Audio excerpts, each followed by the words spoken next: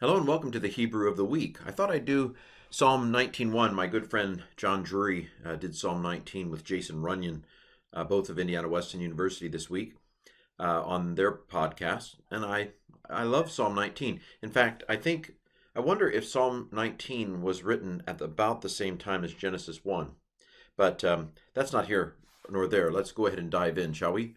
Hashemayim, Masaparim, Kavod El, Maaseh Yadaiv. All right, the heavens declare the glory of God. You know the verse, right? The sky, the skies here.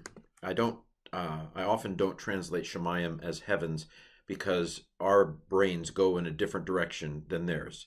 When they talk about Shemayim, they're talking about what you can see when you look up, the skies.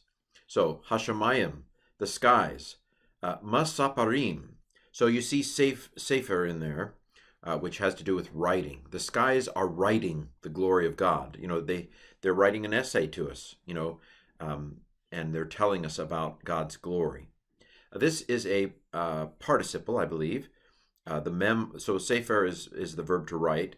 The Hirik Yod Mem is masculine plural, absolute.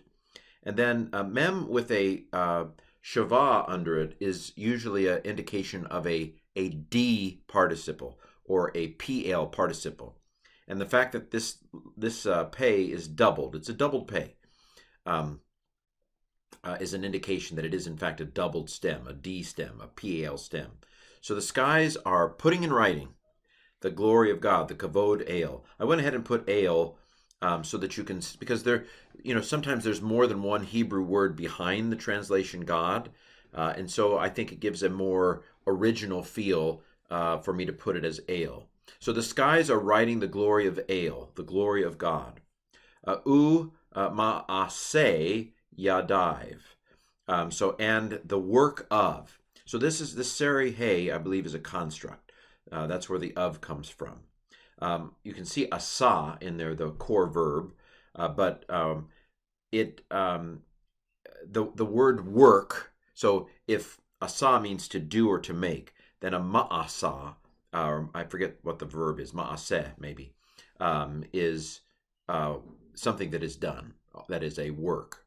But I wouldn't think of this as a participle. I would, even though it looks similar in some ways, I would think of this as a as a noun that has been built off of a verb.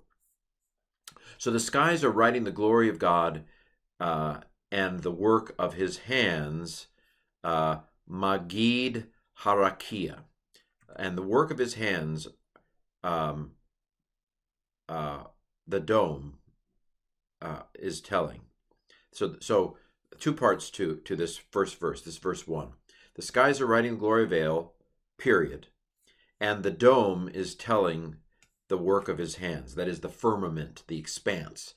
The rakia, I think, if you look at Genesis 1, and again, I think there's a parallel between, I think it makes perfect sense that Psalm 19 might have been written maybe even by the same editor who wrote Genesis 1. Obviously, that goes way beyond anything we could know. But it talks about the rakia, the firmament in Genesis 1. The dome tells the works of God's hand. And of course, in Genesis 1, what's in the dome? The stars, the sun, the moon, and so forth. So ha-rakia, this hey kamatz is the. Normally you would have hey patak doubling, but resh is a guttural, and I'm sorry, that's not in my contract. Reshes don't do doubling. So it tried to shoot a dogish in there to double it, bing, and it ricocheted and lengthened the patak into a kamatz. So that's compensatory lengthening, but that's the there. All right. So parsing magid. So this is from Nagad. So there's that dot right there, that dogish, doubling dogish right there is a nun, the first nun. Nun assimilates when no vowel separates, and so the nun got sucked into there. This is also a participle, but while masaparim was a D participle, this is a hifil or an H participle. Indicative of the H participle is the patak under the the mem, and also the Hirik Yod after the second consonant is typical of the Hifil. So, but I think Nagad typically takes a Hifil. So it means to tell or to declare. The dome is declaring the works of God's hands. So that's verse 1. Yom layom, day to day. Yavia. So Yavia is also see the Hirik Yod after the second letter. This is also, I think, Nava or Nava. So the nun assimilates when no vowel separates. Patak, Hirik Yod, same basic form as this, isn't it? So it's a first nun that, again, nun assimilates when no vowel separates, gets sucked into the second letter. These are exactly the same form, except you have to have, that's called a furtive patak. You have to have a little a to get from e to ah of the guttural. So it's going to happen. The guttural is what brings that teeny tiny little patak. It's a little patak. But both of these are PL well, this is a participle, sorry. This is not a participle. This is an imperfect because it has a yod. So it's a third masculine singular imperfect Hifil verb. All right, yeah. Omer is speech, utter speech. Day to day utter speech. The day is talking. Again, notice the parallels with Genesis 1, where day, it was evening and it was morning the first day. So there are lots of parallels. And of course, I think perhaps Genesis 1 was written as a preface to the whole law. And so when you get to the last part of Psalm 19, and I might stay in Psalm 19 for a few weeks. When you get to the latter part, it talks about the law. And so this connection between Genesis 1 and creation, Genesis 1 and the law, again, Psalm 19 is right there with it. So, Yom layom, Yavia Omer. Day to day utter speech. Valayla lalayla, Yakave da'at.